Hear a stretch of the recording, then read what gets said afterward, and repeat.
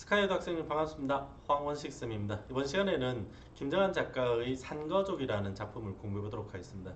이 작품은 1960년대, 70년대, 80년대 이러한 어떤 우리 현대사의 과정 속에서 문학을 통해서 사회적인 비판, 사회적인 개혁 이러한 것들을 목적으로 하는 참여 소설이라고 할 수 있습니다. 그래서 우리가 60년대, 70년대 이후부터는 참여시, 참여 소설 이라는 어떤 소설적인 경향이 많이 나옵니다. 그 속에서는 사회의 부정적인 모습 그리고 그것을 개선하려는 어떤 인물들의 의지적인 모습 이런 것들을 초점을 맞춘 소설이라고 볼 수 있습니다. 그래서 이 소설 속에서 무엇을 비판으로 그리고 있고 그러한 시대적 상황을 어떠한 인물이 어떠한 방식으로 대응하고 있는지 이러한 인물들의 캐릭터를 여러분들이 정확하게 알 필요가 있습니다. 이해됩니까? 우선 제목에서 보면은 산거족이라고 되어 있죠. 산이라는 것은 여러분들이 알고 있는 마운틴, 산이라고 보면 됩니다. 그리고 그 산에서 거하는 사람들을 산거족이라고 지칭하고 있는 겁니다. 우리는 사실 대부분들이 어떤 곳에 살면 평평한 곳에 살고 있죠.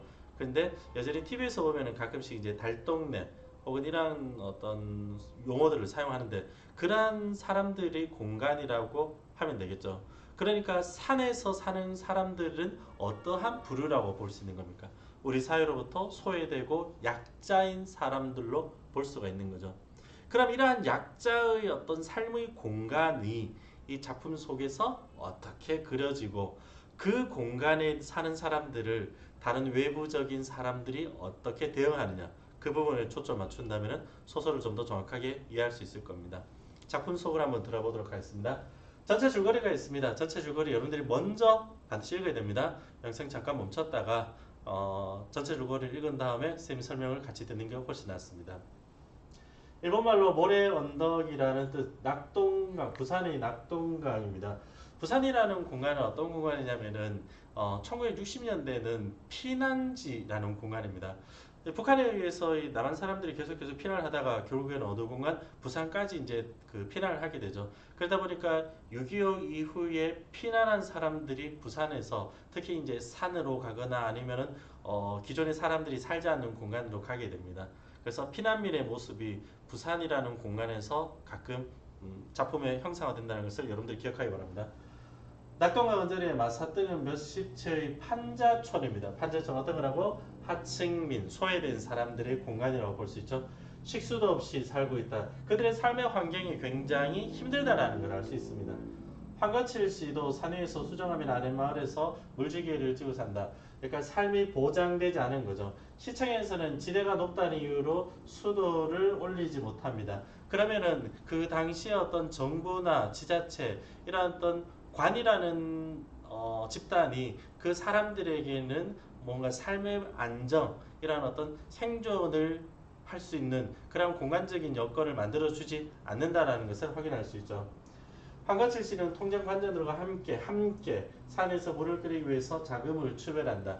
그러니까 이 소설에서의 특징 중에 하나는 뭐냐면은 황거칠이라는 중심된 인물이 있습니다. 그런데 이 중심된 인물을 가지고 소설 형상화하지만은 이 인물이 단순히 개인적인 모습만 그런 것이 아니고 그들과 함께하는 사람, 연대 혹은 우리가 이런 것을 공동체적인 모습이라고 하죠, 그죠? 그래서 끌어쓰기 자금을 출연한다. 출연한다라는 것은 이렇게 돈을 서로 간에 이제 조금씩 내어서 모으는 것을 출연한다 그럽니다. 공동 작업을 하였으나 그마저 돈과 일손이 부족해 중단된다. 그러나 황거칠 씨는 거기서 포기하지 않고 돈을 빌려서 우물을 끓이는데 성공한다. 그러니까 황거칠 씨가 가지고 있는 캐릭터는 어떤 캐릭터입니까? 개인적인 삶의 안위보다는 공동체적 삶을 살아가고자 하는 모습을 우리가 황거칠 씨의 모습에서 발견할 수 있는 거죠. 공동체적인 삶. 이것이 황거칠 씨가 가지고 있는 첫 번째 캐릭터라고 보면 됩니다. 근데 해가 바뀌자 호동팔이라는 인물이 나타나서 물을 쓰는 산이 호동수의 산이라고 해서 산의 수도를 철거해 줄 것을 통보한다. 그러면 호동팔과 호동수 형제들은 자신의 개인적인 이익을 위해서 공동체적 삶의 생존, 그것을 파괴하는 인물로 볼 수가 있는 거죠. 이해됩니까? 그리고 호동수와 호동팔이라는 인물을 좀 더 보면은 이 당시에 있었던 어떤 특정한 집단적인 모습의 캐릭터를 발견할 수 있습니다. 왜냐하면 기득권 혹은 부를 가지고 있는 기회주의자들의 모습을 발견할 수 있는 거죠. 다시 가본다. 황거칠이라는 인물이 개인적인 의미가 아니듯 여기에 있는 호동팔과 호동수라는 인물도 개인적인 의미는 아니라는 거죠. 무슨 말이냐면은 이 소설에서 황거칠과 호동팔에 대한 갈등이 나타납니다. 하지만 그 갈등이라는 것은 단순히 개인과 개인 간의 갈등이 아니고 이 소설에서의 중심은 무슨 갈등이다? 바로 집단과 그리고 집단 간의 갈등이라고 할 수 있습니다. 여기서 집단이라고 해도 되지만 또 다르게는 집단, 공동체 혹은 사회, 계층과 계층 간의 갈등 이렇게 변형되어서 나올 수 있기 때문에 여러분들은 이 부분을 더 확장시켜서 이해하기 바랍니다. 호동파는 형 호동수는 일제 때 일제 앞잡이 어허 정말 그저 나쁜 놈이죠, 그죠? 돈과 지위를 얻고 이번에는 사내 수도를 독점하기 위해서 뭐뭐 한다. 그러면은 그 시대의 어떤 힘이 있는 권력이 있는 사람들에게 빌붙어서 살아가는 이러한 인물들을 우리가 기회주의자라 그러죠. 우리가 소설 중에서 유명한 소설이 있습니다. 꺼피딴리라는 소설이 있는데 거기서 보면은 이인국 박사라는 주인공이 나옵니다. 근데 주인공이라 하지만 굉장히 부정적인 인물이죠. 처음에 이제 일제강점기 때는 친일을 하고 그리고 북한 쪽에서 그 당시 점령했던 당시 이제 소련이죠. 소련이 점령을 하자 이제 친소파 혹은 친러파가 되고 그리고 거기서 구박을 받으니까 나중에 다시 남한으로 내려와서 친미파가 됩니다.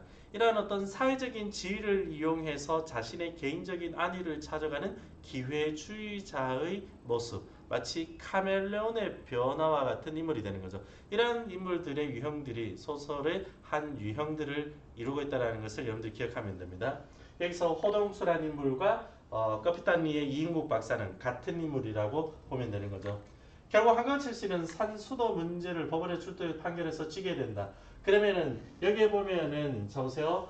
법원, 즉 법이라는 거 혹은 정부, 관이라는 것이 그 평민들, 서민들의 삶을 어떤 보장해주고 있는 법적인 제도가 아직은 부족하다라는 걸 할 수가 있는 거죠. 그리고 이제 강제 철거가 시작되면서 참지 못한 한거치신 동해천과 철민은 싸움을 한다.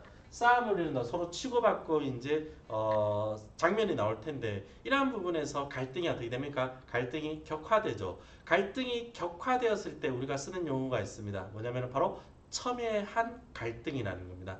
학생들이 이제 쌤한테 자주 질문합니다. 첨예한 갈등이라는 것은 이 갈등이 정말 격화되어서 그 속에서 어떤 문제들이 발생되고 이제 뭐 정말 치고받고 싸우는 그런 장면이 되었을 때 첨예한 갈등입니다. 근데 이것이 반드시 치고받는 것까지는 안 가더라도 말싸움만 하더라도 첨예한 갈등이라고 하면 됩니다. 알겠습니까? 갈등이 고조되는 장면에서 쓸 수 있는 용어입니다.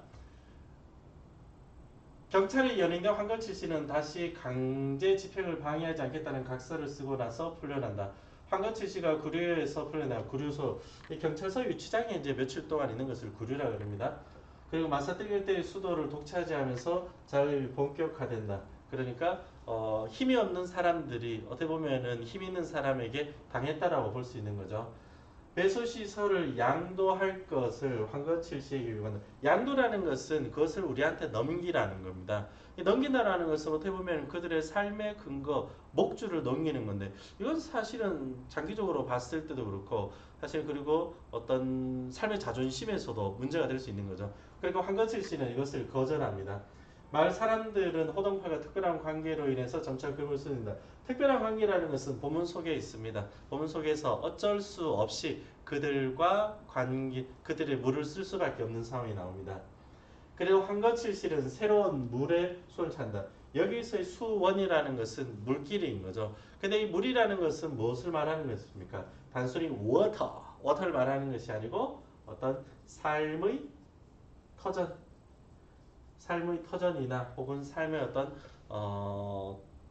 생존의 환경들을 확보하기 위한 행동이라고 보면 됩니다. 황거칠 씨는 할아버지와 아버지의 유골도 없는 무덤 앞에서 황거칠 씨는 인간이 그리고 어려울 때 일제히 저항하다 옥산 할아버지 캐릭터가 굉장히 의지적이죠. 그리고 독립단 사건으로 옥사한 아버지 마찬가지 의지적이죠. 그러니까 할아버지와 아버지의 무덤을 찾아가는 이유가 뭡니까? 그들이 가지고 있었던 선대의 삶의 의지적인 부분들을 다시 한번 되새길 수 있는 기회가 될 수 있을 거고, 그리고 앞부분에 설명했다시피 어떤 것들 사람의 인간에 대한 그리움이 있을 때, 근데 사람들을 보면 황거칠 씨나 마사등 주변에서 살아가는 사람들의 모습을 보면은 굉장히 삶에서 인간들로부터 어떻게 보면은 구박받고 힘들잖아요, 그지? 그렇기 때문에 인간에 대한 어떤 사실은 약간의 어떤 그 거부감과 실망감이 있을 수 있겠죠. 그래서 인간은 저러면 안 된다. 어떻게 해야 된다? 아버지와 할아버지가 그랬듯 인간의 삶이라는 것은 바로 그러해야 된다라는 것을 되새길 수가 있는 겁니다. 우리가 소설이라는 것에 가장 근본적인 질문을 할 수가 있습니다. 어떤 거냐면은 소설이란 무엇인가? 소설이란 무엇인가? 시란 무엇인가? 이런 질문들을 할 수가 있습니다. 그래서 어떤 교수님이 이런 말을 했습니다. 뭐냐면은 소설이라는 것은 인간이 가져야 할 바람직한 삶의 가치관을 이러한 이야기를 통해서 보여준다. 또 다르게는 인간이 만들어야 할 사회적인 가치가 어떠해야 된다라는 것을 이러한 이야기를 통해서 만들어낸다. 이런 말을 합니다. 즉 바람직한 인간의 모습과 바람직한 사회 모습을 소설을 통해서 만든다라고 볼 수 있는 겁니다. 자, 그러면 이 소설이라는 것은 사실입니까? 허구입니까? 소설은 허구인 거죠. 소설은 만들어낸 이야기, 즉 사실이 아닙니다.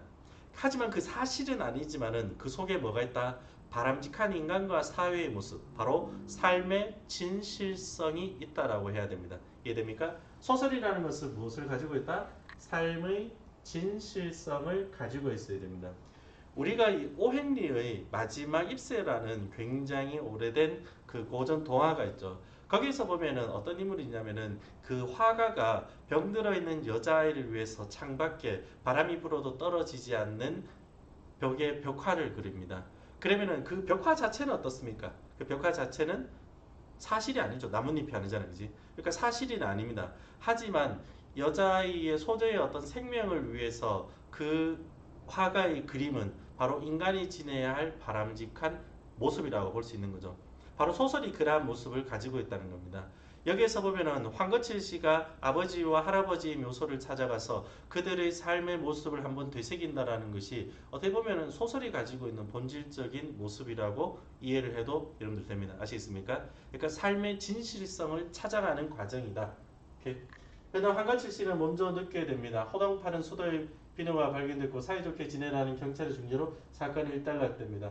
그래서 사람들은 이제 호동팔이 자작극이라고 생각합니다.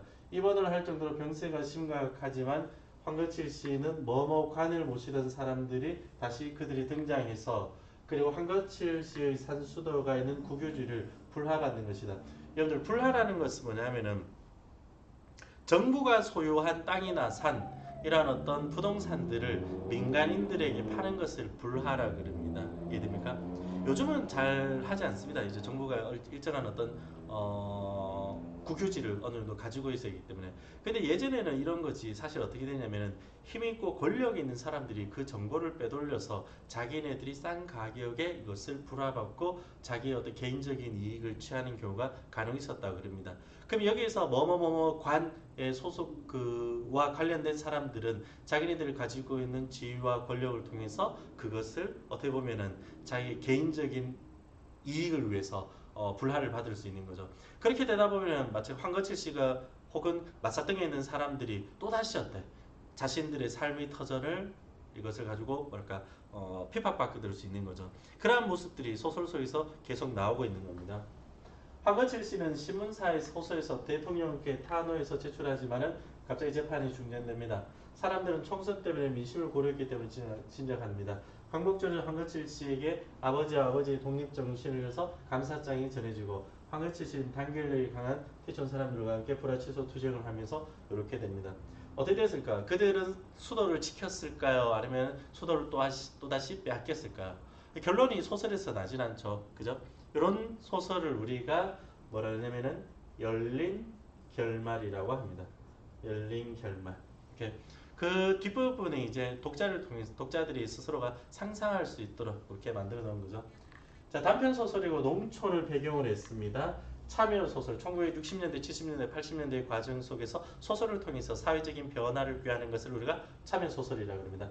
현실 비판적이고 낙동강하고 그리고 전지적 작가 시점이지만 자 보세요.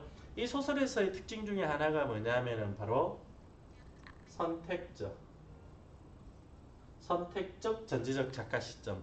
이걸 다르게는 뭐라 하냐면은 제한적인 전지적 작가 시점이라고 합니다. 무슨 말이냐면은 특정한 인물은 전지적으로 소설해 줍니다. 누구냐면 바로 그렇죠. 황거칠이라는 주인공이죠. 그러니까 서술자는 자 보세요. 서술자가 작품 안에 있을까, 작품 밖에 있을까? 이 소설의 전지적 작가 시점이라고 했잖아요. 그러면은 서술자는 작품 밖에 있는 거죠. 그죠? 작품 밖에 있습니다. 작품 밖에 있는 서술자가 황거칠이라는 주인공은 어떻게 해주냐면은 전지적으로 서술을 해줍니다. 즉 황거칠이 가지고 있는 생각이나 의식이나 상황들을 모두 다 설명을 해주는 거죠. 그런데 이 서술자가 다른 인물에 대해서는 전지적으로 서술해주는 것이 아니고 바로 관찰자의 시점에서 서술을 해줍니다. 다르게 말하면은 바로 특정한 인물, 뭐라고? 특정한 인물만을 뭘 해주는 거야? 전지적으로 서술을 해주는 겁니다. 알 수 있습니까? 이런 것들을 우리가 선택적 전지적 작가 시점이라고 합니다. 자, 이런 것들은 개념어들이라 그러고 실제로 시험에 나오는 것은 어떤 겁니까? 바로 이러한 것들을 우리가 그 실제 선지에서 볼 수 있습니다. 그래서 선택적 전지적 작가 시점과 그리고 그것이 풀이가 되어서 나오는 그 특정한 인물의 관점, 이것을 여러분들이 같이 해줍니다. 그래서 본문 속에서 요거를 확인해야 됩니다. 황거칠 씨에 대해서는 서술자가 인물의 성격이나 내용들을 직접적으로 서술하고 그리고 다른 인물에 대해서는 관찰자, 즉 행동과 대화와 묘사의 방식으로 서술되어 있다는 것을 확인하면 됩니다. 자음적이고 현실 고발적이고 소외당한 인간들의 생존의 문제, 부조리한 현실에 대한 저항이 나오죠. 그리고 이 부분은 선생님이 줄거리 이용하면서 서술을 설명을 했던 겁니다. 설명했던 거니까 반복해서 읽어야 됩니다. 반복해서 읽으면서 내용이 어떠한 전체적인 흐름을 가지고 있다라는 것을 이해를 해야 됩니다. 됐죠? 자, 그리고 황거칠 51세로 공동급수 마사등의 식수를 해결하기 위해서 노력하고 골목을 다니고 외양이 꿋꿋하고 믿음직스럽다. 성깔이 괄괄하다. 괄괄하다라는 것은 좀 거침없이 좀 직선적이다. 이렇게 보면 됩니다. 불이라는 권력 앞에서 굽히지 않는 성미, 잘 웃지도 않지 말수가 적습니다. 하지만 할아버지와 아버지의 뜻을 이어서 공동체적 삶, 사회적인 사명감을 지니고 있습니다. 그리고 호동팔, 사브랑골에서 사는 목수, 기회주의적인 성격, 다르게는 이제 카멜레온적인 모습이다, 캐릭터이다라고 봅니다. 이렇게 좀 전에 이제 쌤이 이인국 박사라고 언급을 했습니다. 호동수라는 인물 그리고 몽옥한 이런 인물이 다 어때? 민중들을 괴롭히는 부정적 인물이 되는 거죠. 이렇게. 자, 본문으로 가볼까요? 일행이 구류관으로 풀려났을 때 산에는 황거칠 시인 수도시설은 완전히 철개되고 민중의 모습이 탄압받는 모습을 나타내고 있죠. 5개의 유물은 호동팔 측에 의해서 복구 작업이 시작되고 드디어 소원을 성취한 호동팔이가 마사등 일대에 독차지하게 되었다. 자, 보세요. 이러한 것들은 우리가 서술의 방식에서 직접적이라 그럽니까? 간접적이라 그럽니까? 이런 것들은 우리가 직접적인 제시 방식이라 그러죠. 다르게 말하면 서술자가 상황들을 요약적으로 서술을 해준다라고 합니다. 그렇기 때문에 이러한 부분에서는 지금 요 가로친 부분이 사건의 속도가 빠릅니까? 사건의 속도가 느리게 제시되고 있어. 사건의 속도가 빠르게 제시되고 있는 거죠. 느리다라는 것은 뭐냐면은 그 안에서 실제로 인물들의 행동과 대화가 쭉 자세히 하게 되기 때문에 읽어도 계속 그 장면이 바뀌지 않고 이어지는 겁니다. 그렇기 때문에 이러한 것들이 되었을 때 바로 사건의 전개 속도가 올라간다. 이렇게 할 수 있습니다. 마스터 교수 독차지한다. 주길론이라는 것이 보면은 비속어죠. 그죠? 이런 것들이 비속어. 이러한 비속어들을 통해서 어떤 사실감도 나타나지만은 또 그는 어떤 인물의 성격이 올라가는 부각이 되는 기능이 있다라고 보면 됩니다. 황건칠 씨가 이를 악물고 판에 뜻밖의 호동팔측에서 사람을 하나 보내왔다. 용건이 또 걸작이다. 걸작이 아니죠, 그죠? 아주 뭐 같다 이렇게 돼야 되잖아, 실제로는. 근데 저 걸작이다 그랬으니까 말하고자 하는 사람의 의도와는 반대로 돼 있죠. 반어법입니다. 맞설등에 대해 백수지를 자기에게 물어보겠다. 그러니까 이런 것들까지도 어때? 직접적인 제시가 됩니다. 그렇죠? 직접적인 제시가 되고 가거라 이 개 같은 놈들아 이런 것들이 이제 마찬가지 비속어들이 되는 거죠. 인물의 성격을 부각시키면서 그리고 어떤 그 장면이 사실적으로 나타나는 기능을 하게 됩니다. 황거칠씨 벼락 같은 소리를 쳤다. 차라리 거저 좀 내버려지 동파리씨 안 판다든가 공동경영 따위는 쓸개 빠짐의 담임조차 뭐뭐했다. 자 보세요. 차라리 거저 버렸으면 동파리 시설 안 판다.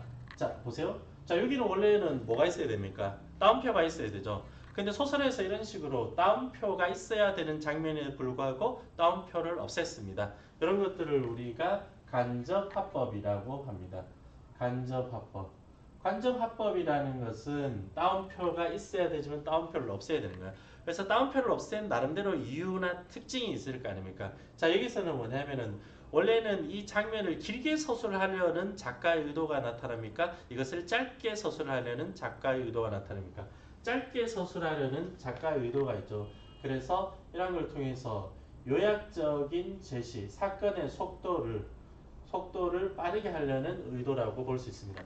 거구나 공동 경영 따위는 쓸개 빠지는 다크 조작이 있다. 그래서 같은 사람이 코를 써냈다. 자 여기서 코 딱 한해 보인 거죠. 한해 보여서 이제 코에서 쌍꺼비가 질질질 나오고 있습니다 지금. 근데 이러한 행동들, 자 아까 선생님이 설명했죠. 인물들 중에서 황거칠이라는 중심된 인물은 작가가 이제 서술자가 전체적으로 다 어떤 직접적으로 서술을 해주는데 다른 인물들은 코를 잡고 가는 행동, 어떤 말을 했다 이런 어떤 간접적인 제시를 중심으로 하고 있죠. 이해되죠? 그러니까 이런 것들을 뭘 한다고? 특정한 인물의 관점에서 서술되고 있다. 이걸 해야 됩니다. 늘 자기 같은 놈인 줄 아나 뻔뻔스러운 놈 같으니라고. 그러니까 이러한 어떤 생각을 누가 서술자가 지금 황거칠 씨의 생각을 다 설명해주고 있는 겁니다. 그죠?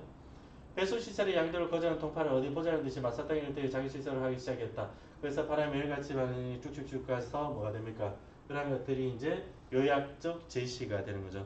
그래서 이 소설은 요약적 제시와 혹은 간접적 제시, 즉 직접과 간접의 교차를 통해서 뭐랄까 좀 골고루 서술의 방식이 나눠져 있다. 이렇게 보면 됩니다. 그리고 어쩔 수 없이 그것을 사용할 수밖에 없는 사람들의 모습이 나오네. 그 밖에도 동파인 특별한 관계, 목수를 한다든가 허드네일을 맡아 하는 사람들은 어쩔 수 없이 그물을 비싸더라도 이것을 사용을 할 수밖에 없는 거죠. 한편 복수라기보다는 자기의 권력을 되찾기 위해 여러 날 여러 밤을 골똘히 궁리하는 황건칠 씨는 호동수의 산이 아닌 다른 산에서 물을 끌어오기 시작했습니다. 어떤 문제를 해결하기 위해서 상당히 적극적으로 나서는 어떤 모습을 찾을 수 있습니다. 어디 저놈들이 산이면 물이 없을까? 이튿날부터 황건칠 씨는 이튿날부터 자 이렇게 되고 있습니다. 소설에서 중요한 요소 중에 하나가 뭐냐면은 그 소설이 어떠한 방식을 통해서 전개가 되느냐라는 건데 예를 들어서 회상의 방식으로 전개가 될 수도 있고 혹은 그 역순행적 방식에 의해서 전개가 될 수도 있고 두 가지의 내용이 교차를 해서 병치가 될 수도 있습니다. 그런데 이 소설 같은 경우는 하나의 사건이죠. 황거칠이라는 인물과 호동팔과 호동수의 형제 그들의 어떤 갈등의 관계를 나타내고 그 중심된 사건을 바탕으로 하나씩 하루 이렇게 제시되고 있습니다. 그렇기 때문에 이 소설은 무슨 방식으로 전개되고 있다? 순행적 혹은 순차적이라 그러죠. 순행적 이게 무엇이냐면은 바로 추보식 구성이라고 합니다. 추보라는 것은 걸음걸이를 따라가다입니다. 걸음걸이를 따라갈 때 한 걸음 한 걸음 순서대로 따라갈 수밖에 없죠. 이렇게 순서대로 하는 것을 추보식이라 합니다. 소정한 뒷골에서 소원을 찾기로 했다. 그것은 안심할 수 있는 국유지이다. 국가의 소유가 되는 거죠. 어떻게 보면은 이러한 표현을 통해서도 국가의 보호를 기대하는 인물들의 심리라고 볼 수 있습니다. 국가가 어떤 개인의 삶을 나름대로는 생존할 수 있는 삶의 터전을 이제 어떻게 보면 만들어줘야 되는 거죠. 근데 문제는 뭐냐면은 그러한 구교지조차도 때 힘 있는 사람이 다시 불화를 받게 되고 거기를 근거로 해서 삶을 살아가는 맞섰던 사람들에게 삶의 근거지를 빼앗는 과정들이 반복이 되고 있는 겁니다. 결국에는 이 작가가 말하고자 하는 것이 뭐냐면은 그러한 어떤 서민들, 평민들의 삶이 오랜 시간 지속되는 과정에서 그들의 삶이 끊임없이 외부의 어떤 힘 있는 권력자들에 의해서 핍박받고 있다는 것을 말하고 있는 겁니다. 그렇죠? 자, 다음 그럴싸한 자리를 몇 군데 걸었다. 물풀이 났다. 물풀이 났다는 것은 뭡니까? 수원, 새로운 물을 찾아갈 수 있는 기회가 되는 거죠. 또 다르게는 희망이라고 할 수 있습니다. 그들은 반석에 세작게 쿡쿡 찔러봤다. 그리고 토지를 더 물렀다. 용기를 얻어 물풀랑에 들어서 담배를 연거푸어 피웠다.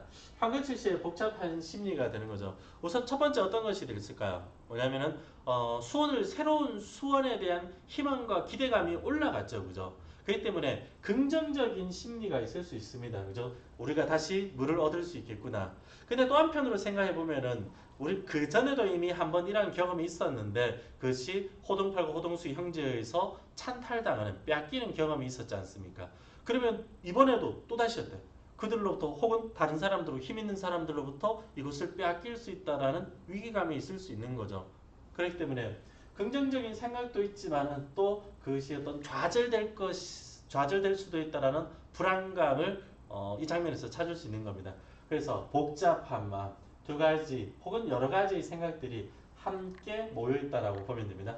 물풀이 있는 곳을 찾는 것을 좋아서나 해놓고 만들었던 소를 빼앗기는 것. 여기 설명이 되어 있죠. 그리고 다시 힘을 파야 할 생각으로 세상 이 맛이 쓰기도 쓰다. 이런 거 쓰다라는 것은 미각을 통해서 뭔가 어떤 불안감, 인물의 불안감을 나타낸다 할 수 있겠네요. 그러나 그것도 그들의 허덕이는 조국과 더불어 겪어야 할 시련 하나이다. 그러면은 그러한 것들을 조국과 연결시키고 있습니다. 다르게 말하면은 여기에 있는 황거칠과 마사등을 배경으로 해서 살아가는 사람들의 모습은 어떻게 보면은 그들 개인일 수도 있지만 어떠한 집단일 수도 있고 그 집단을 넘어서 사회가 될 수도 있고 그 당시 우리 민족의 역사, 국가적인 것으로 확대가 시킬 수 있다는 거죠. 그죠? 그렇기 때문에 소설을 읽으면서 이러한 인물의 캐릭터가 어떠한 사회적인 의미를 가지고 국가적으로 혹은 역사적으로 어디까지 확대가 될 수 있는지를 여러분들이 생각을 하고 선지 속에서 판단을 할 수가 있어야 됩니다. 그렇게 하고 발끝에서 물풀을 푸에서 뜯어고 또박또박 내려왔다. 그날 밤 다시 시간이 바뀌고 있죠, 그죠? 사람들을 불러서 이제 그 물풀에 대한 이야기를 하고 있습니다. 한 번 진다는 것은 두 번 질 장본이라고 생각해야 됩니다. 우리가 한 번 졌지만 다시 어때? 또 다시 지면 안 된다. 의지적인 모습이 나타나죠. 황건칠씨는 참 흥분된 어조. 그리고 평소 말을 잘하는 거에서 이런 말들은 소설자 황건칠 씨의 캐릭터에 대해서 직접적이야, 간접적이야. 직접적으로 서술을 해줄 수 하고 있는 겁니다. 혹은 분노라도 되살아나는 듯 이상시 이글거리는 것 같다. 서술자가 결국 편집자죠. 이 서술자가 인물의 상황을 전체적으로 평가를 내리고 있습니다. 그죠? 그렇기 때문에 편집자적 해석 이렇게 했지만은 이게 이제 시험에서 학교 선생님들마다 좀 다를 수 있습니다. 이게 뭐냐면은 고전 소설에서 나오는 어떤 거 있습니까? 바로 서술자의 개입인 거죠. 서술자의 개입에서 나타나는 인물에 대한 서술자의 직접적인 평가가 사실은 이 부분에서 충분히 찾을 수는 있습니다. 그런데 고전 소설에서만큼 직접적으로 어떤 용어를 사용해서 인물은 뭐 쓰레기다, 인물은 아니면은 양아치다, 뭐 이런 용어를 쓰지는 않습니다. 그렇기 때문에 이게 약간은 문제가 될 수 있습니다. 알겠습니까? 그래서 이 부분을 실제로 학교 지문에서 어떻게 해석을 하고 있는지 이해됩니까? 뭐 판단을 하고 어쨌든 이 부분은 서술자가 인물에 대해서 직접적으로 이야기하고 있는 부분이다 라고 하면 됩니다. 오케이. 마을 사람들과 함께 모여서 사람들 모두 새로운 수원을 찾으려고 하고 있습니다. 마사등, 따라지, 그러나 악발이 들어오겠다. 자 보세요. 이런 것들은 확실하게 어떻습니까? 그들에 대해서 인물에 대해서 서술자가 직접 뭘 하고 있습니까? 직접 판단, 평가를 하고 있죠. 이해됩니까? 그래서 충분히 서술자가 개입이 되어서 그 상황을 직접적으로 평가하고 있다. 서술자의 개입으로 나올 수 있습니다. 알겠어요? 그래서 이게 혹시 학교에서 수업 시간에 언급을 하지 않았다면은 여러분들이 좀 더 적극적으로 해서 선생님한테 가서 선생님 이것을 우리가 고전 소설에서 봤던 소설자의 개입과 같은 방식으로 해석을 해도 되겠습니까? 라고 질문하세요. 그래서 질문을 통해서 그 궁금증을 풀어야 됩니다. 그런데 선생님 봤을 때는 모의고사나 수능에서 이런 나오다 충분히 소설자의 직접적인 개입이라고 할 수 있습니다. 소설자의 직접적 개입은 현대 소설에서도 가끔 이렇게 작가들이 활용을 하는 방식이기 때문에 고전 소설에서만 국한해서 여러분들이 해석할 필요는 없습니다. 아시겠죠? 자, 그래서 마지막에서 사람들이 그렇게 하는 의지적인 모습이 나타난다라고 볼 수 있습니다. 그래서 마사땡이라는 공간적 배경이 이 사건 속에서 어떻게 작용하고 있는지 그리고 전체적인 줄거리를 이렇게 했습니다. 자, 그럼 문제를 가지고 한번 정리해 보도록 하겠습니다. 이 글은 1970년대 도시 재개발에 대해서 도시의 재개발은 아니죠. 도시 재개발은 아니고 이런 것들은 언제면은 그 소설 뭐지? 처음에 이제 난쟁이가 나오는 거. 그치 생각 안 나지? 난쟁이가 쏘아올린 곡, 난쏘공이라 그러죠. 그 소설이 보면 70년대 산업화 과정에서 소외된 지역의 재개발 과정을 그린 소설입니다. 난쏘공이 되는 거고 이 글은 오해와 갈등 극복을 통해서 자본가화라고 하면 잘못된 상황을 인식하도록 한다? 아니죠. 여기서는 자본가에 초점을 맞춰보다는 자본가에 의해서 힘들게 살아가는 피지배계층의 모습이 좀 더 중심이 된다고 할 수 있습니다. 그리고 낙동강 어디 부산 같은 경우는 끝에 보면은 낙동강 하구가 있습니다. 그리고 당대의 노동 현실 자볼까? 노동 현실이라는 것은 어떤 거냐면은 공장에서 일하면서 혹은 어떤 그 노동의 현장에서 사람들이 힘들게 살아가는 모습이 나와야 돼요. 근데 여기서는 물이라는 어떤 핵심적인 소재를 가지고 피지배계층 평민들 그 당시 어떤 하층민들의 삶의 생존에 대한 문제이지 노동의 문제를 언급했다라고 할 수는 없는 거죠. 그래서 앞에 건 틀렸습니다. 하지만 사회 구제적인 모습입니다. 힘 있는 사람이 자신의 정보와 권력을 이용해서 정부의 산하를 불하받고 그것을 통해서 다른 기존의 사람들의 삶의 어떤 힘겹게 이렇게 좀 뭐 핍박하는 모습이기 때문에 사회적인 모순을 나타내고 있다. 맞습니다. 상과적이면 가난한 삶에 만족하는 사람이라고 볼 수 있습니까? 틀렸죠. 자, 그래서 정의를 위해서 분개하는 개인의 의지가 보편적이고 집단적 의지로 승화되는 제일 마지막 장면에서 우리가 발견할 수 있었습니다. 현대사회 사람들이 잃어버린 것이 무엇인지를 말함으로써 참다운 가치, 이건 아니죠. 자, 그리고 이 글에서 직접적인 체험이 있으려면 어떻게 돼야 돼? 수필 같은 특성이 있어야 되죠. 틀렸습니다. 산업화 도시화로 인해서 황폐해진 인간의 모습의 삶을 했다. 산업화 도시화도 아니죠. 이걸 빠르게 변화하는 도시와 대조적으로 황량한 맛을 통해서 당대인시의 양면성이다. 그러면은 빠르게 변화하는 도시가 나왔습니까? 이 소설에서? 그건 아니죠. 그래서 X입니다. 그죠? 황거칠 씨가 아버지와 같은 분들을 느끼면서 느끼는 감정. 앞부분에서 두 가지가 있었죠. 두 가지. 첫 번째는 삶에 대한 의지. 삶에 대한 의지를 아버지와 할아버지의 모습을 통해서 좀 더 상기시키는 장면이 있었고, 그리고 또 인간에 대한 어떤 애틋함을 그 소설을 그 아버지의 모습을 통해서 찾으려고 했습니다. 그리고 마사등은 뭐뭐 가속대화 되면서 바로 앞에 붙어있던 모래입니다. 산업화 도시화가 라고 할 수 있는 거죠. 산업화 도시화가 되면서 그러니까 어떤 자본주의화가 계속 가속화되고 있는 장면이라고 볼 수 있습니다. 황거칠 씨의 인간상에 대해서 설명했다. 인간성, 의지를 가지고 있죠. 의지를 가지고 있으면서 그리고 공동체적인 성격도 있고 상당히 직설적인 성격도 있습니다. 새로운 손을 찾아 매표를 찾아내면서 그때 매표를 의미하는 거. 매표는 뭡니까? 새로운 희망이라고 할 수 있는 거죠. 주인공 삶을 통해서 작가가 드러내고자 하는 것은 어떤 겁니까?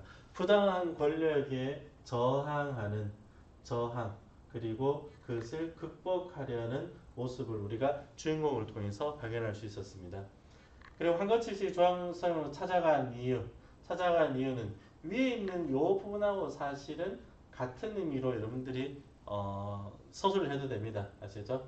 새로운 소원을 찾을 때 물풀이 한 개 짙어보이는 곳에서 보이는 담배를 피우는 이유.